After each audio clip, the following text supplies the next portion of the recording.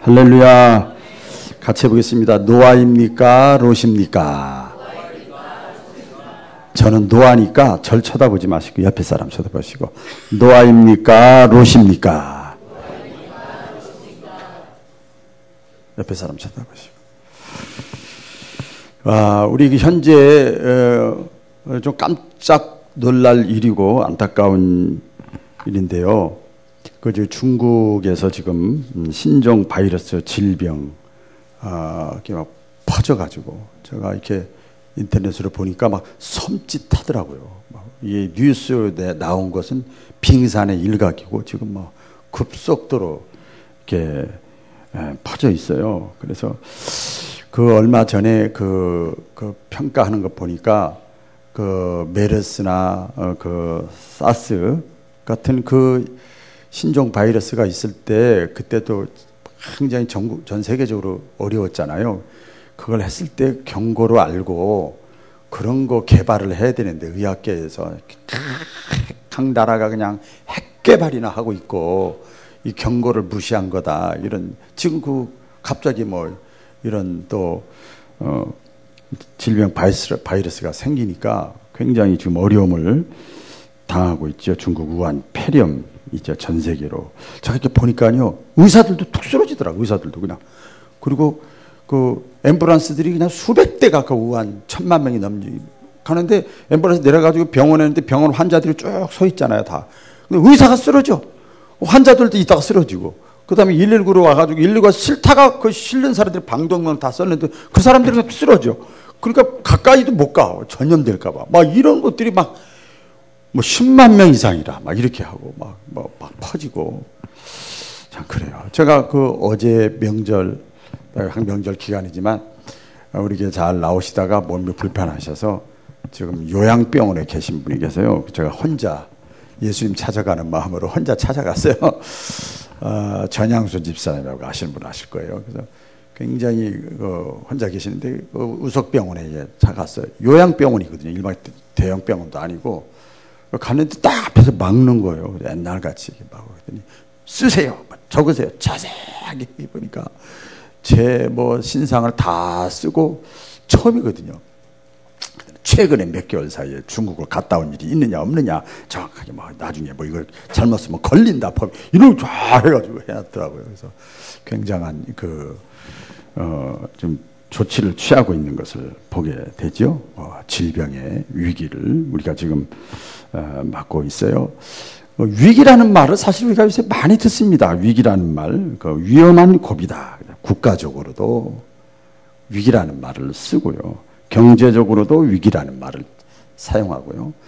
교육적으로도 위기라는 말을 쓰더라고요. 우리 교육감님 계시지만 제가 몇 번 몇 사람 만나서 이렇게 대화를 나눠보니까 내년도, 그러니까 작년 12월 달에 제가 갔는데, 내년도 뭐라 그랬죠? 소원을 3가지씩 쓰시오.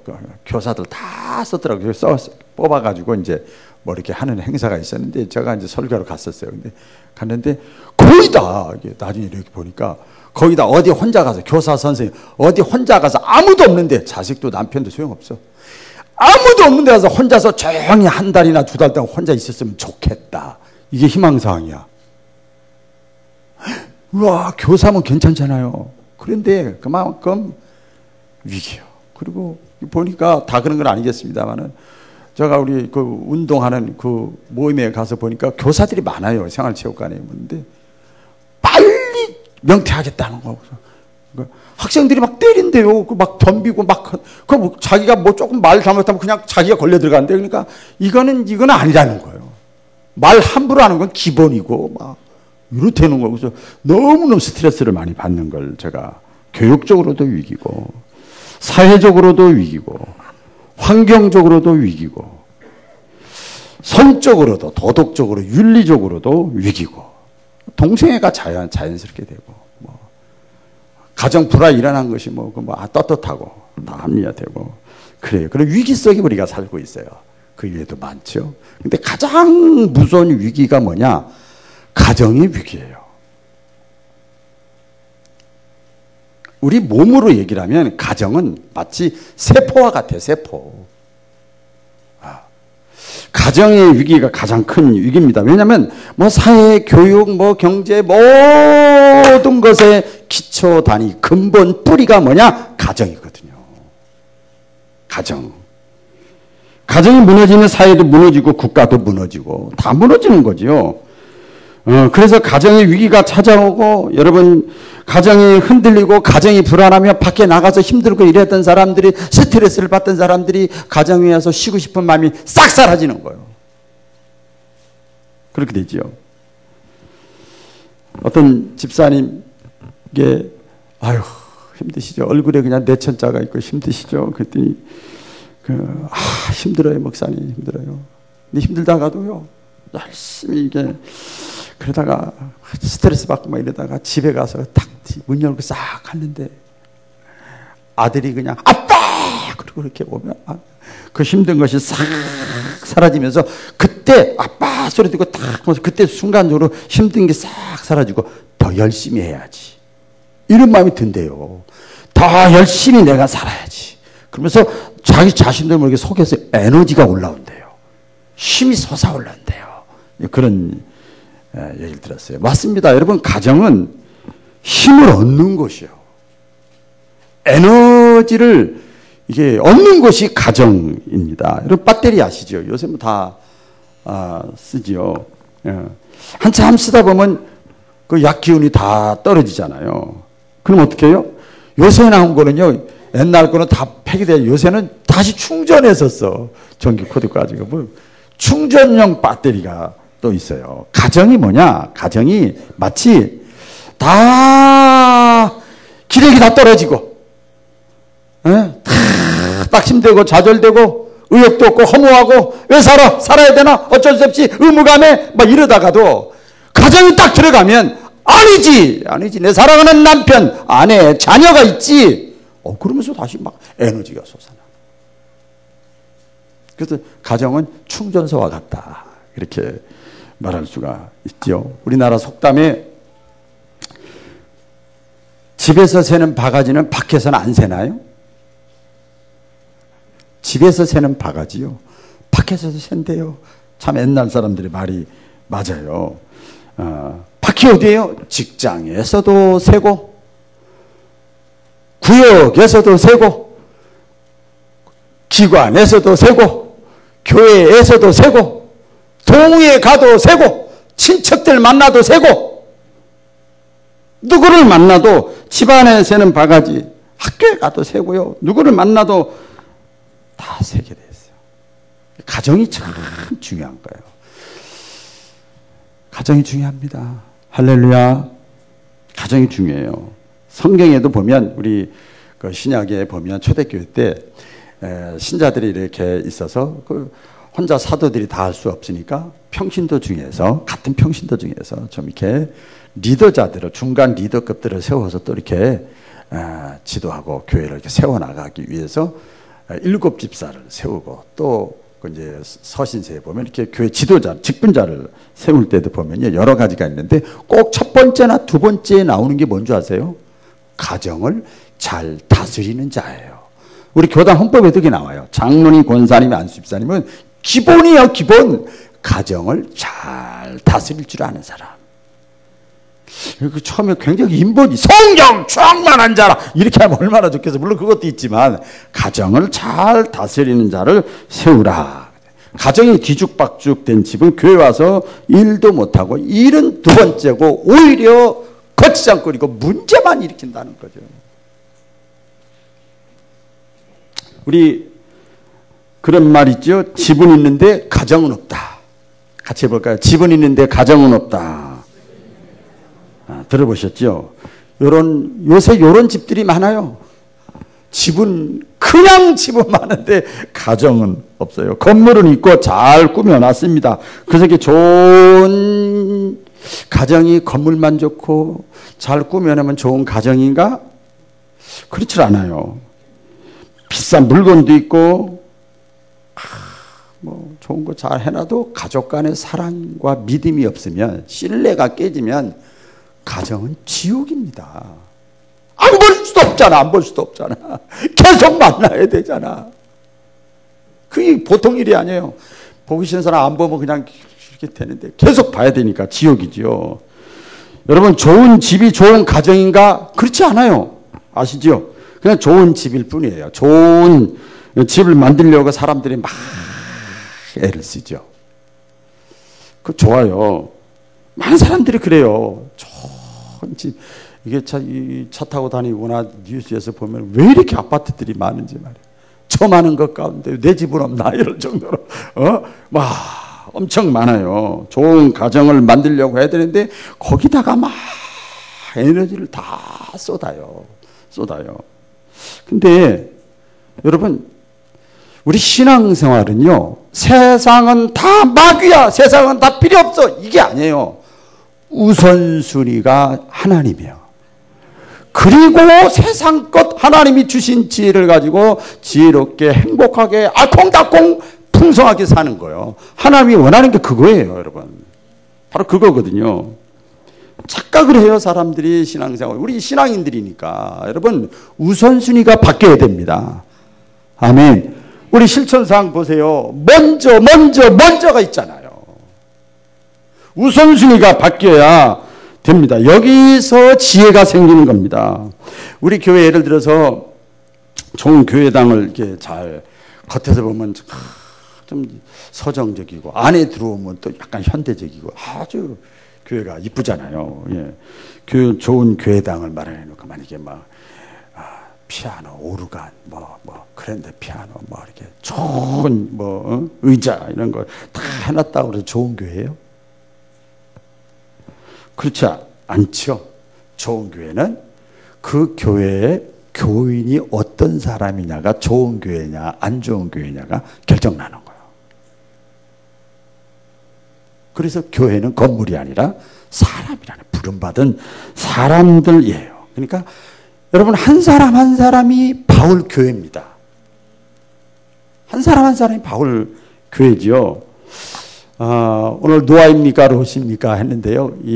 오늘 노아를 잘 아니까 한번 설명해 보겠습니다. 노아는 믿음으로 가정을 잘 끌고 갔던 사람이 노아입니다. 잘 알죠?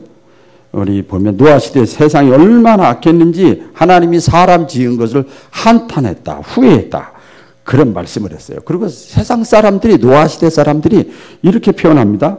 날마다 죄를 지어. 신나게 죄를 지어. 열심히 죄를 지어. 시도 때도 없이 죄를 지어. 그리고 생각하는 것이 어떻게 하면 더 죄를 많이 질까? 이런 생각만 하는데. 성경 표현입니다. 날마다 죄를 지을 생각만 하고 있어. 죄를 지면서도. 그래서 하나님이 홍수로 내가 심판하겠다, 이렇게 하나님이 선포한 그 시기에 노아가 살고 있었어요. 그래서 가정들 사람들이 전부 다 그렇게 살아가고 그런 생각만 하는 거예요. 그런데 노아의 가정은 끄떡이 없었어요. 성경 표현대로 하면 그 이유가 뭐냐? 노아의 가정에는 믿음의 사람 노아가 꽉 버티고 있었던 거예요. 할렐루야. 노아가 딱 버티고 있었어요. 믿음의 기둥이에요. 믿음의 기둥이 딱 버티고 있었어요.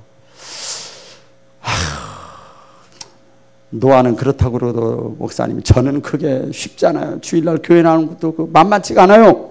그럴 수도 있는데 노아는 믿음이 대단한가 보다. 저도 옛날에 그랬어요. 그런데 가만히 보세요. 중요한 사실은 뭐냐면 이렇게 노아에 대해서 소개를 하는데 노아가 이 세상에 살면서 아들 셋을 낳았더라. 3명. 셈, 함, 야벳. 3명을 낳았더라. 그렇게 표현되어 있어요. 뭐 특별한 얘기가 없어요. 예. 지식적으로, 노아의 아들 3사람 이름이 뭐게 퀴즈로 바르는 거예요. 셈, 함, 야벳. 이 정도의 지식이 아니라 여기에 깊은 뜻이 있습니다. 우리가 노아 하면 언뜻 생각하기에는 여기 성경 하나님이 말씀하신 대로 당대 의인이고 완전한 자고 하나님과 동행했던 사람이 노아야. 분명히 그렇게 기록이 되어 있어요. 그러면 의인이지, 완전한 사람이지, 아이고 하나님과 동행한 사람이지, 그러면 그 사람은 맨날 교회에서 기도하고 찬송만 하고 전도만 하고 봉사하고 헌신하고 완전 광신자같이 기도원에나 가고, 예를 들어서 말이에요, 금식기도 하고, 세상줄은 다 끊고 산속에 들어가서 하나님과 기도하고 하나님과 깊은 관계만 유지하는 사람인가? 그렇지 않다는 거예요, 여러분. 노아는요, 그렇게 살지 않았습니다. 노아는 동네 한복판에 살았어요. 같이 해보겠습니다. 동네 한복판에 살았다. 동네 한복판에 살았어요. 그래서 농사도 짓고 직장도 다니고 출퇴근도 하고 사업도 하고 손님들한테 굽신굽신도 하고 직장 상사들한테 더럽고 치사하고 안 입고 매식고운 이런 얘기도 다 들어가면서 살았어. 직장 생활에서 짐승도 키우고 동네 사람들과 사귀고 서로 사귀고 자식도 낳고 살고 노아가 그렇게 살았다는 거예요. 동네 한복판에서 살았어요. 그런데 그렇게 살았음에도 그 당시 시대 사람들이 전부 죄악을 행하고 또 죄 짓는 데만 그냥 머리가 생각이 혈안돼 있을 때 노아는 신앙생활을 똑바로 했어요. 할렐루야. 우리 성결교단이요, 상징하는 것이 가시밭에 백합화예요. 우리 교회 1층 들어오면 꽃이 이렇게 가시밭에, 이게 이 배지가 가시밭에 백합화입니다. 가시가 다 있어요. 세상이 전부 죄악에 간영하고 이럴 때 그 가시 속에서 하얀 백합화 꽃이 이렇게 피어나는 게 이게 성결한 삶이에요. 이 시대 사람들이 교회 나가는 사람을 보는 게 아니고 삶 속에서 성결한 삶을 살아가는 사람을 보는 거거든요. 기대하는 거거든요. 신앙생활을 똑바로 했어요. 로마서 12장에 보면 사도 바울이 권면을 했잖아요. 마지막 때가 되면 소돔과 고모라 때, 노아의 때와 같이 될 것인데, 말세 현상이 이런 일이 있을 것인데, 너희는 이 세대를 본받지 말고, 너희는 이 세대를, 이 세상 풍속을 따르지 말고 마음을 새롭게 함으로 하나님이 기뻐하시고 온전하게 여기시고 선하게 여기시는 뜻이 무엇인지를 좀 자꾸 묵상하고 생각하고 짜내서 그래서 살아라. 할렐루야. 그렇게 권면을 했지요. 종종 큰 소리 치는 사람들 있어요. 저도 그런 얘기를 많이 옛날에는 했었고요. 그래 지금은 절대 그러지 못하는데, 성도들 가운데도 아주 변명 잘하고 합리화 잘 시키는 사람이 있어요. 우리 바울교회는 변명도 안 하고 합리화도 안 해. 그냥 가만히 있어. 그래서 참 좋아. 변명하는지 합리화는 모르겠는데 변명 잘하고 합리화 시키는 사람들이 있어요. 뭐 주의 일 하자, 뭐 이렇게 하나님 영광을 위해서 이렇게 같이 한번 멋있는 일 같이 있고 의미 있고 복된 일, 하나님의 동역자로서 함께 더불어 함께 이렇게 하면 얼마나 멋있는 얘기예요. 제가 그냥 교회 일 하자 같이 하는 것도 아니고 그러면 이 얘기를 합니다. 아이고, 우리 바울처럼 자식도 없고 아내도 없고 가족도 없고 처자식 딸린 처자식 없으면요 저도 얼마든지 할 수 있어요. 이렇게 말해. 근데요 그거는 택도 없는 소리입니다. 지금 못하면, 우리 젊은이 몇 사람인데 지금 나 홀로 내 인생, 나 하나 인생 내가 신경 쓰는 처녀 총각 때 못하면 결혼하면 더 못합니다. 핑계댈 게 얼마나 많은데요. 우리 신혼부부들, 젊은 부부들 많이 결혼하기 전에 자기만 신경 쓰잖아요. 결혼하니까 남편 신경 써야지, 아내 신경 써야지, 시댁 신경 써야지, 친정 신경 써야지. 보통이 아니야, 보통이 아니야.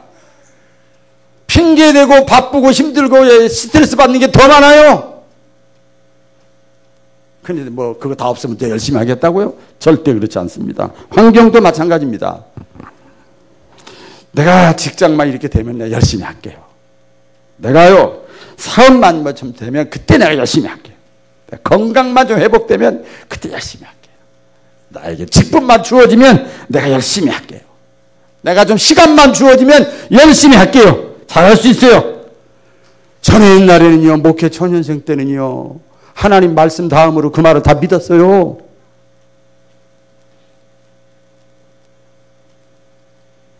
지금 똑바로 못하는 사람은요 아무리 환경이 좋아도 똑바로 못해요. 이 비유나 성경의 사건을 보면 나오죠. 예수님이 또 주인이 와서 내가 지금 작은 일에, 보잘것없는 일에, 별거 아닌 것 같은 일에 네가 지금 작은 일에 충성하였으며 내가 큰 것을 맡겨주리라. 이렇게 하잖아요. 뭐가 되어지면 하는 게 아니거든요. 믿음의 사람은 뭐냐? 성경이 표현해요. 믿음의 사람은 어떤 경우에도 환경의 지배를 받지 않는 사람이 믿음의 사람이야. 그래서 믿음의 사람은 세상이 그 사람을 이겨먹을 수가 없다는 거예요.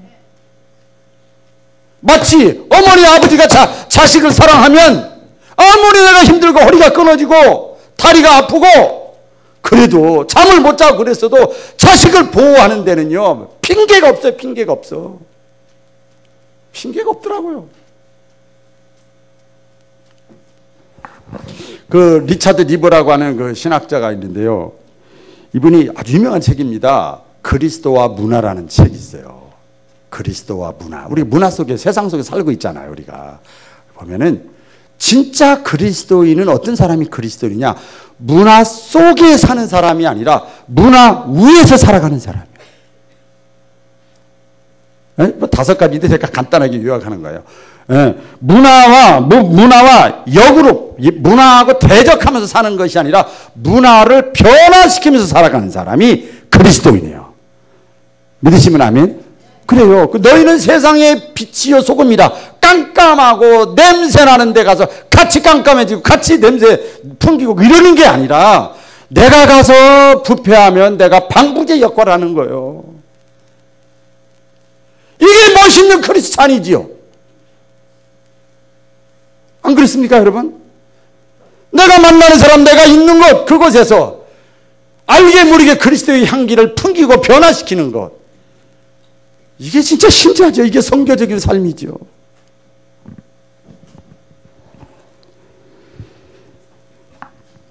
이제 헌금 같은 거 보면 그런 게 있어요. 가족들도 많이 나오셨는데 나 돈 있으면 헌금할 수 있어요. 돈 있으면 그런 얘기를 종종 해요. 돈 생기면. 거짓부렁이요. 돈이 많으면요 헌금 더 못합니다. 여러분. 제가 여쭤볼까요? 자, 우리 한 달에 100만 원을 벌어서 11조 얼마예요 그러면? 10만 원이요. 근데 한 달에 1000만 원을 벌었어. 11조 얼마예요? 100만 원을 해야 돼. 100만 원. 이야, 쉽지가 않아요, 여러분.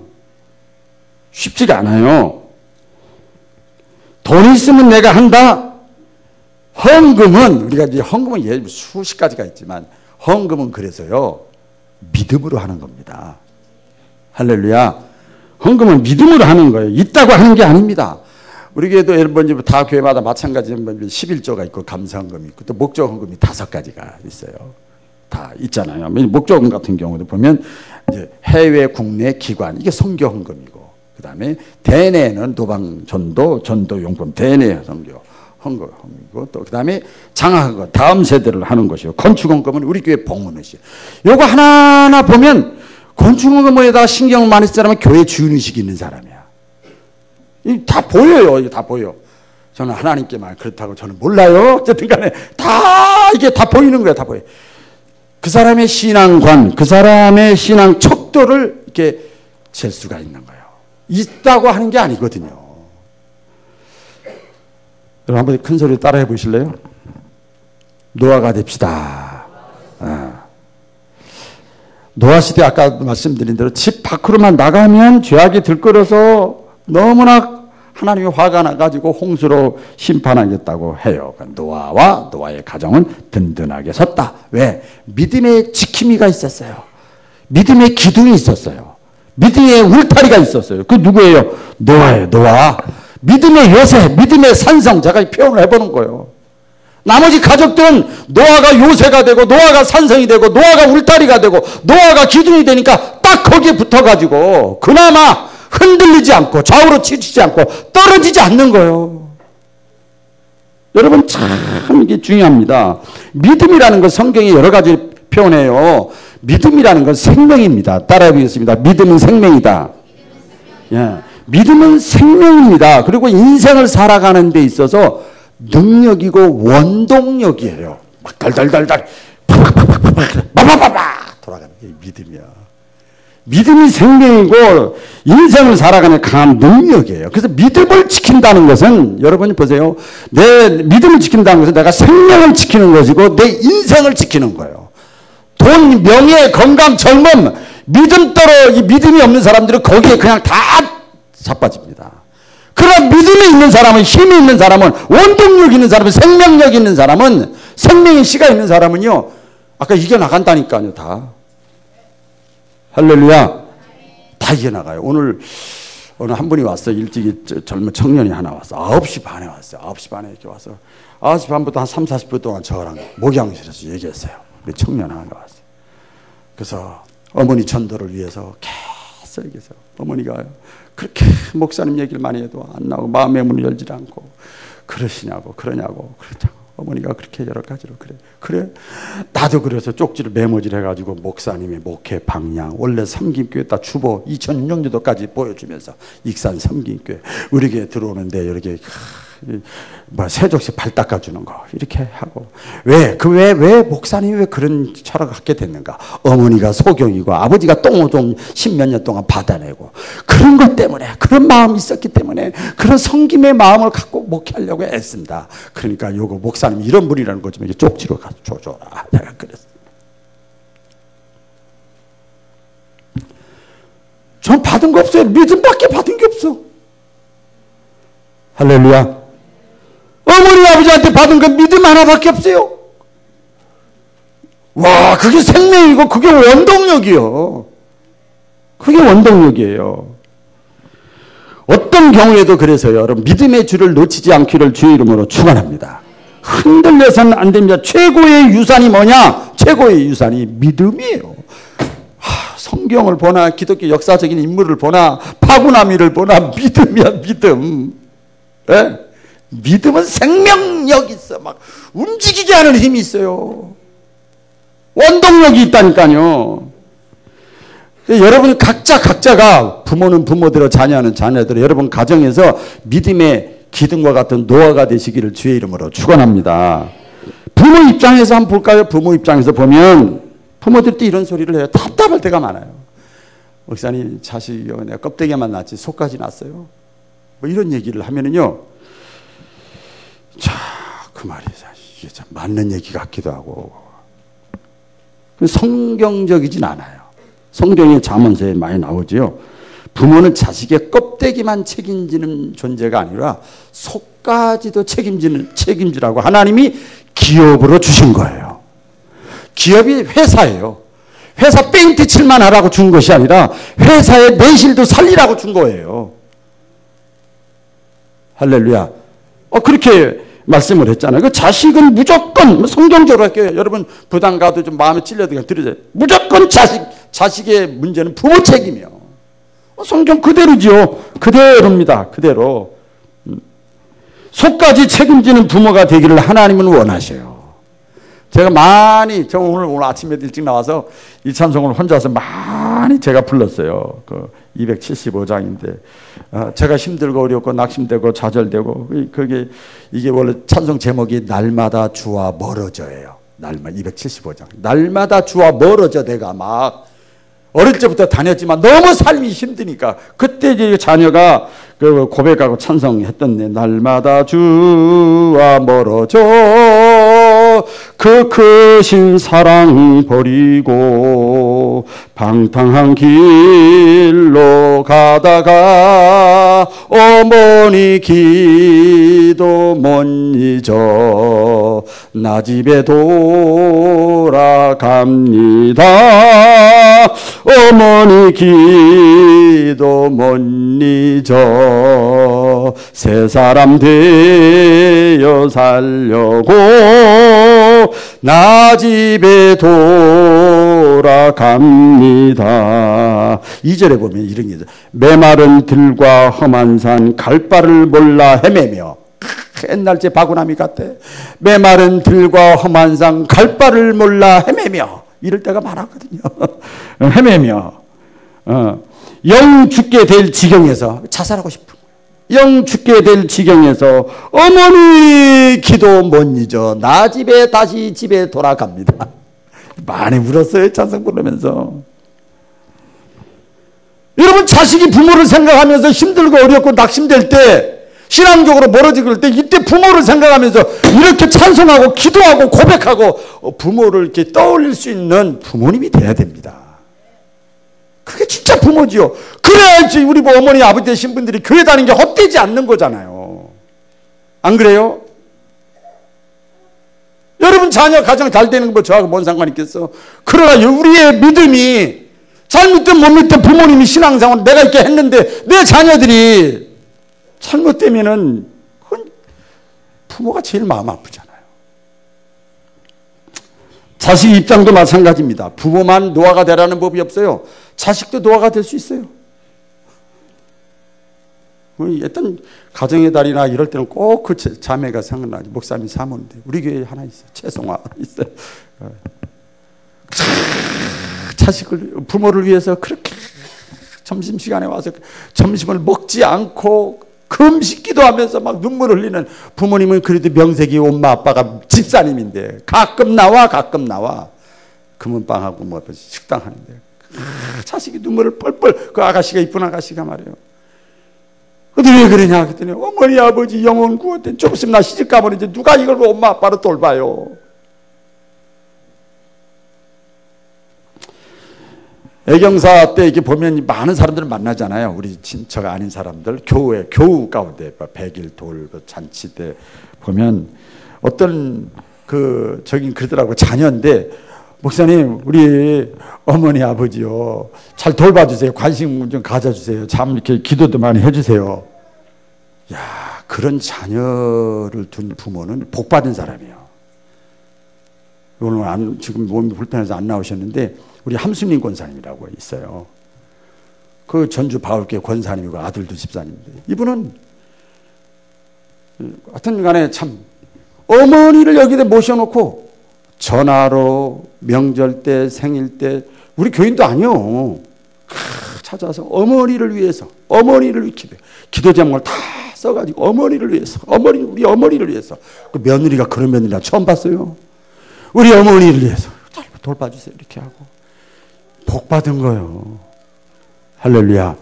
그 사람이 그 가정의 노아지요.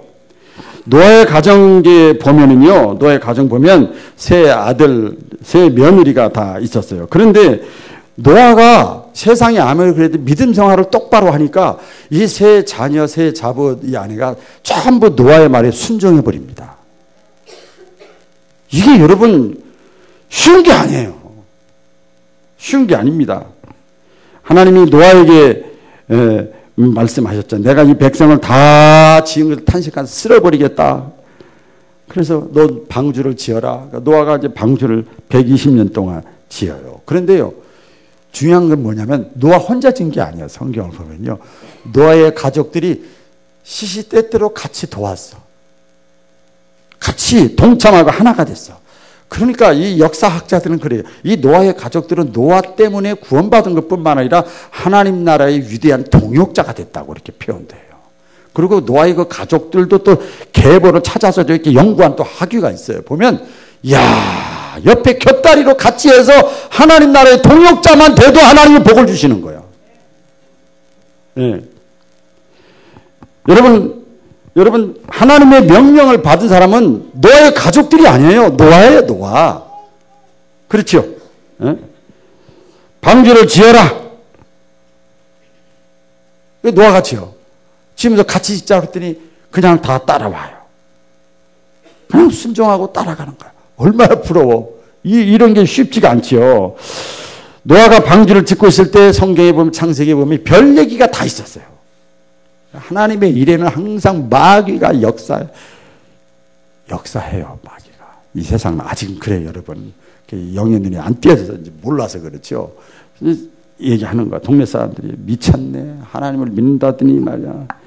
아비가 미치니까 저 자식들도 같이 따라 미쳤네. 얼마나 조롱을 하고 비난하고 손가락질을 했겠어요. 그럼에도 불구하고 노아의 가족들은요, 요동이 없었어. 흔들리질 않았어요. 왜요? 아버지의 믿음을 인정하는 거예요. 멋있잖아요. 자식들한테 인정받는 부모의 믿음은 이건 최고예요. 노아가 하나님을 인정하고 세상 사람들이 다 그래도 방주를 지었듯이 노아의 자손들이, 자녀들이 아버지의 믿음을 인정하고 아무리 힘들고 어려워도 아버지가 하라는 대로 같이 따라간 거예요. 이게 멋있는 거예요.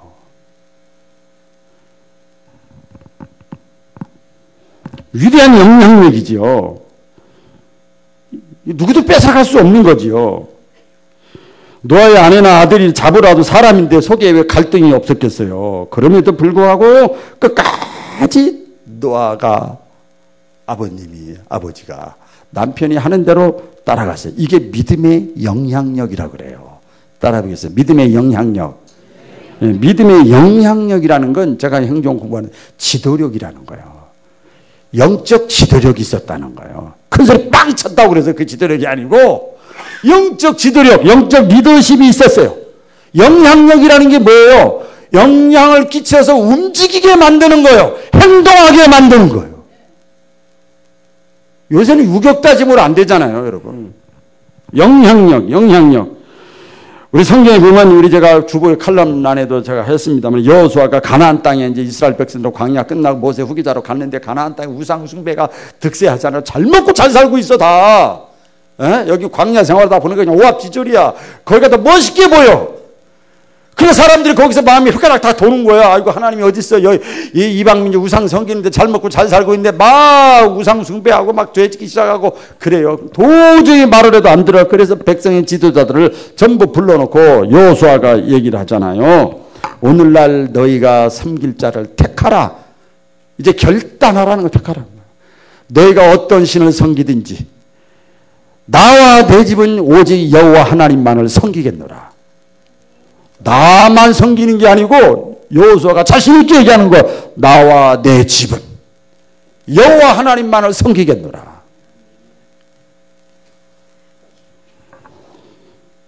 여러분 이게 중요한 거예요. 이제는 결정해. 반대의 경우도 있습니다. 이제 소개하고 마칠 텐데 롯이라고 하는 사람이죠. 소돔과 고모라 이제 멸망할 때 역시 그때도 악했어요. 죄를 짓고 막 동성애가 막 판을 칠 때고 막 부패하고 이럴 때예요. 그래서 하나님께서 롯에게 너무나 죄를 지니까 유황불로 내가 이 소돔과 고모라 성을 다 멸망시켜 버리겠다. 그러니까 빨리 네 가족들, 야 이거 중요해요. 네 가족들 챙겨서 나가래 하나님이. 할렐루야. 그러니까 이 롯이 제일 먼저 두 사위를 찾아가서 얘기를 합니다. 하나님이 이 백성들이 너무 악하니까 멸망시킨다 그러더라. 그러니까 빨리 이 성을 빠져나가자. 그럴 때 이 사위들이 뭐라 그러는지 아세요? 저기 써놨네. 농담하지 마세요. 이게 별거 아닌 것 같아도요. 여러분들이 여러분의 자녀들에게 신앙적인 어떤 권면을 했을 경우 받아들이지 않고 우습게 여기고 가볍게 여기는 거, 그 가정은, 그 사람은 롯과 같은 사람이요. 누가 뭐래도. 너무나 중요하지요. 가정마다 위기 하잖아요. 지금 아까도 말씀드린 지금 가정마다 위기입니다. 근데 가정의 위기를 자꾸 밖에서 찾으려고 하는데 가정의 위기의 핵심 주범자는 누군지 아세요? 나예요. 나의 뭐가 위기입니까? 나의 믿음. 네? 나의 믿음이 문제예요. 내가 믿음의 지킴이가 되고, 내가 믿음의 기둥이 되고, 내가 믿음의 울타리가 되고, 내가 믿음의 요새가 되고, 내가 믿음의 산성이 딱 되어지면, 내가 믿음의 바위가 딱 되어지면 어떤 경우에도 내 가정은 다 흔들리지 않습니다. 이왕이면 우리가 노아가 돼야죠. 기도하겠습니다. 하나님 아버지,